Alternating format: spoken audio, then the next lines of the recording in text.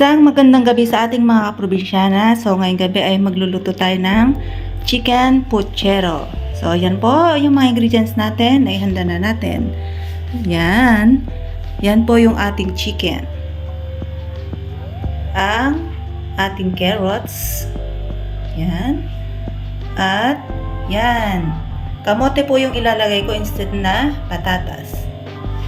Yan po yung ating cabbage at yung ating saging.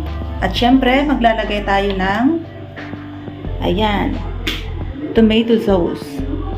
At yung ating sweetened na beans. Yan. Medyo may mali tayo. So, ayan po mga kaprobinsyana, magluto na po tayo. Ihanda na natin ang ating lulutuin na chicken puchero. Yan po. Ipiprito ko muna po yan. Yon yung mga natin, ingredients natin. So, let's begin mga kaprobinsyana. Mga kaprobinsyana, at nagpainit na ako ng yan, mantika sa ating yan yung kaserola at bali dalawa po yan. Yung sa kawali. So, dito po sa una, ayan po. Ito po ang ating saging ang ating ilalagay. Yan mga kaprobinsyana. So, hintayin natin konting mag-brown para mas masarap po yung ating lulutuing puchero. Tapos, dyan po sa kabila ay yan po, ilalagay natin yung ating chicken. Yan. Isang putsa lang po natin yung ating manok. Tapos natin ng konti. Yan. Ilagay po natin lahat. Then, hintayin natin medyo maprito ng konti. Then, balikat po kayo mga kaprobinsyana. Nahirapan ako magprito ng may hawak na camera. So, yan po mga kaprobinsyana. Balikan po kayo pag ito yung maprito na. Yan, isa-isayin po natin iprito yan.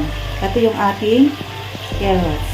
Siguro yung ating yan, yung ating kamote, ipaibabaw na lang po natin yan kasi para hindi siya madurog. Madaling maluto lang po yung klase na kamote na yan. So, yan po mga kaprobinsyana. Prito lang natin yan ang ating mga ingredients. Ayan mga kaprobinsyana, at okay na yung ating saging. Yan, ganyan po lang yan. Luto na ating i-action. So, okay na po yan. And then, yung ating manok ay, wait lang, mga pa po yan? Mga 3 minutes. So, isunod na natin yung ating carrots. Haluin muna natin itong ating saging. At yan mga kaprobinsyana, sunod din natin ang ating carrots. Pareho po ng ating saging yon, ganun din po ang gagawin natin. Hanggang sa matapos, yan po mga kaprobinsyana, ituloy po natin. Ayan mga kaprobinsyana, at okay na yung ating carrots. Yan, haluin na rin natin para makapumpisa na tayong mag-isa at iluto na natin ang ating chicken puchero. At sa kabilang, ito okay na. Yan sa kabilang natin, kaserola natin. Okay na yan. Kasi nag-brown na siya ng konti. Kasi maluluto pa po yan. Bilisa po natin. At ating lulutuin na ang ating chicken puchero. Dahil tapos na tayo mga kaprobinsyana sa ating pagpiprito. Ayan. Done na yung ating saging at yung ating carrots. At sa parehas po na kaserola, yan po. Magigisa po ako ng bawang. Para dyan na po natin igisa ang ating lulutuin. Yan. Wait lang natin maging brown konti ang ating bawang. Medyo okay na po yan. Para hindi masunog, ilagay na rin po natin ang ating sibuyas. Yan. So, igisa natin konti. Wait lang po natin na medyo mag-brown din ang ating sibuyas at ilagay na rin ang ating chicken. Dahil okay na nga po mga probinsyana yung ating sibuyas, pwede na natin ilagay ang ating yan, sinangkutsang manok. Yan, medyo maingay po, may nagpupukpuk. Yan. At pwede na rin natin isabay ang ating kamote. Yung mga iba po ay Patatas po yung nilalagay. Ito po yan po. Bet ko po ngayon ang kamote na ilagay. So, ayan po mga kaprobinsya, timplahan lang po natin yan. At pag okay na, isunod na rin ang ating mga iba't ibang mga ingredients. So, ayan mga kaprobinsya, timplahan ko lang po yan. Palambutin ng konti ang kamote. And then, ilagay na po natin at done na po tayo. So, wait po natin mga kaprobinsya na maluto okay yung ating kamote. Para maging malasa po siya mga kaprobinsya, maglagay na po ako ng yan, tomato sauce. Muna at titimplahan natin. Magdagdag na lang tayo mamaya pag medyo kulang. So, ayan po mga kaprobinsya na wait lang po natin maluto ng konti.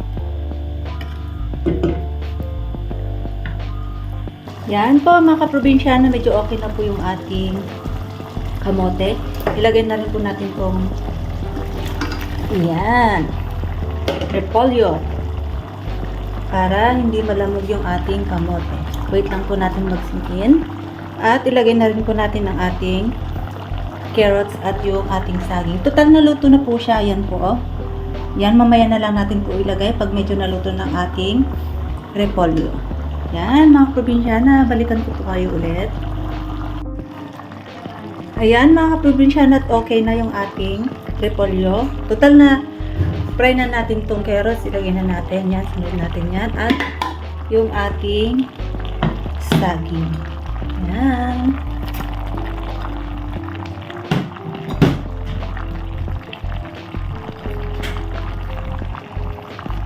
Halo ko lang ng konti mga kaprobinsya at ilagay na natin yung ating sweetened beans.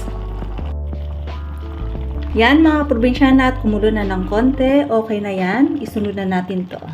Ating sweetened beans. Yan po. Dagdag pampalasa ng ating pucherong manok. Ihalo ko lang mga kaprobinsyana kasi nahirapan akong maghawak ng ating camera. Para maihalo natin ng maigi. Ayan po mga kaprobinsyana at luto ng ating pucherong manok.